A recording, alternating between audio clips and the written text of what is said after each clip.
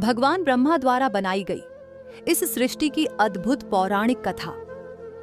हमारे हिंदू धर्म के कुछ संप्रदाय पूरी सृष्टि और उसकी ब्रह्मांडीय गतिविधि को 3 देवताओं के प्रतीक के रूप में देखते हैं, जो हिंदू त्रिमूर्ति का गठन करते हैं। ब्रह्मा निर्माता, विष्णु पालनकर्ता और शिव संहारक।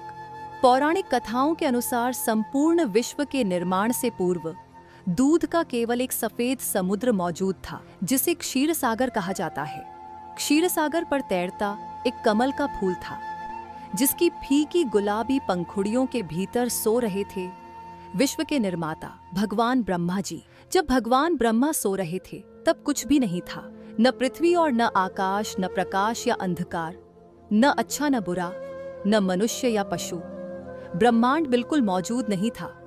शांत खामोश क्षीर सागर के अलावा कुछ भी नहीं था। इस ब्रह्मांड में जीवन तभी से शुरू हुआ जब से भगवान ब्रह्मा जाग गए। 10,000 साल बीत गए, एक अनंत काल बीत गया। लेकिन जब अचानक के क्षीर सागर की शांत सतह कांपने लगी, तब भगवान ब्रह्मा ने अपनी आंखें खोली थीं। जब उन्होंने अपने चारों ओर देखा और कुछ नहीं पाया, उन्हें काफी खाली खाली और अकेलापन महसूस हुआ। उनकी आंखों में से बड़े बड़े आंसू छलक पड़े। जब वे आंसू क्षीर सागर में गिरे तो उन्होंने पृथ्वी का रूप लिया, और जिन आंसुओं को ब्रह्मा जी ने पहुंच दिया वे वायु और आकाश बन गए। फिर वे खड़देह हुए और स्वयं को तब तक खिंचा जब तक उनका शरीर ब्रह्मांड नहीं बन गया। वह बाईं ओर फैले और आकाश में सूर्य, चंद्रमा और सभी सितारों का निर्माण किया। उन्होंने इधर और उधर स्वयं को फैलाया और शुष्क मौसम और तूफानी मौसम, आग, हवा और बारिश का निर्माण किया। और फिर उन्होंने देवताओं को बनाया। सबसे पहले उन्होंने प्रकाश के देवता की रचना की। वे बहुत सुंदरता और अच्छाई से सुसज्जित थे, और उनके मित्र देवदूत, संत, परी और अप्सरा थी। तब फिर उन्होंने असुरों, अंधकार के देवता की रचना की। उनके दोस्त भूत, दानव और नाग थे, और इसलिए उन्होंने मित्र और शत्रु दोनों बनाए, क्योंकि देवता और असुर शत्रु होने के लिए बनाए गए थे। साथ ही उन्होंने बताया कि क्षीर सागर में अमृत नाम का एक चमत्कारी पदार्थ मौजूद है। जो भी उसे ग्रहण करता है वह हमेशा के लिए ही अमर हो जाएगा। तब देव और असुर दोनों अमृत चाहते थे, लेकिन वे इसे समुद्र मंथन करके और मक्खन में बदलकर ही प्राप्त कर सकते थे। लेकिन उन्हें ऐसा मंथन कहाँ मिलेगा जो कार्य के लिए पर्याप्त शक्तिशाली हो। तभी असुर और देव मिलकर क्षीर सागर का मंथन करने के लिए मंथन और शक्तिशाली रस्सी की खोज करने लगे। देवों ने एक दिशा में खोज की और मंदरा नामक पर्वत को पाया, जो समुद्र से बाहर निकल रहा था। उन्होंने पर्वत को मंथन के लिए उपयोग करने का विचार किया और असुरों को सहायता करने के लिए बुलाया। हालांकि पर्वत इतना विशाल था कि कई देव और असुर थक गए और कई की जान भी चली गई।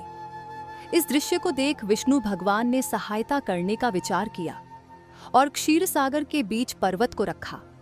वहीं मंथन की रस्सी के रूप में उन्होंने वासुकी सबसे विशाल नाग का उपयोग किया। असुरों ने सर्प का सिर, देवों ने पुंछ को पकड़ी और मंथन करना आरंभ किया। कई वर्षों के बाद मंथन से सबसे पहले एक भयंकर जहरीला विष निकला। इस विष में संपूर्ण ब्रह्मांड को समाप्त करने तक की शक्ति मौजूद थी। इसलिए भगवान शिव ने प्रकट होकर उस विष का सेवन करने का निर्णय लिया, और देवी पार्वती ने उस भयंकर जहरीले विष को भगवान शिव के पीने पर विरोध जताया। लेकिन संपूर्ण सृष्टि के हित के कारण भगवान शिव ने वो जहरीला विष पी लिया। तब देवी पार्वती ने उस जहरीले विष को भगवान शिव के कंठ में ही रोक दिया। तब से भगवान शिव नीलकंठ के नाम से भी जाने जाते हैं। इसके बाद अन्य कई वर्षों के कठोर मंथन के बाद क्षीर सागर से कई अद्भुत चीजें निकली, जिन्हें देवताओं और असुरों ने समान रूप से ही बिना लद्दे बांट लिया। लेकिन जैसे ही अमृत निकला, दोनों पक्षों में तीखी नोक-झोंक होने लगी।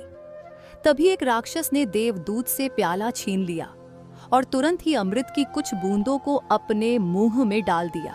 हालांकि ब्रह्मा असुरों को अमर होने नहीं देना चाहते थे, तो इसलिए भगवान विष्णु ने तुरंत ही अपने दिव्य सुदर्शन चक्र से उस असुर का गला काट दिया।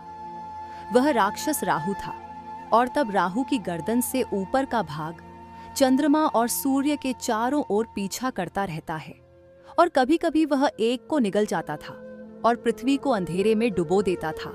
राहु का केवल गर्दन से ऊपर का ही हिस्सा अमर हो पाया था। तब अच्छाई और बुराई, प्रकाश और अंधकार, देवताओं और असुरों के बीच युद्ध शुरू हो गया था। इसलिए यह तब तक चलता रहेगा जब तक कि भगवान ब्रह्मा थक नहीं जाएंगे और एक बार फिर अपनी आंखें बंद नहीं कर लेते हैं। तब ब्रह्मांड का अस्तित्व समाप्त हो जाएगा, सब कुछ विलीन हो जाएगा, सिवाय एक क्षीरसागर, एक कमल के फूल और गहरी नींद में उस फूल में सृष्टि के भगवान के अलावा कुछ नहीं बचेगा। और वो दिन प्रलय का दिन होगा,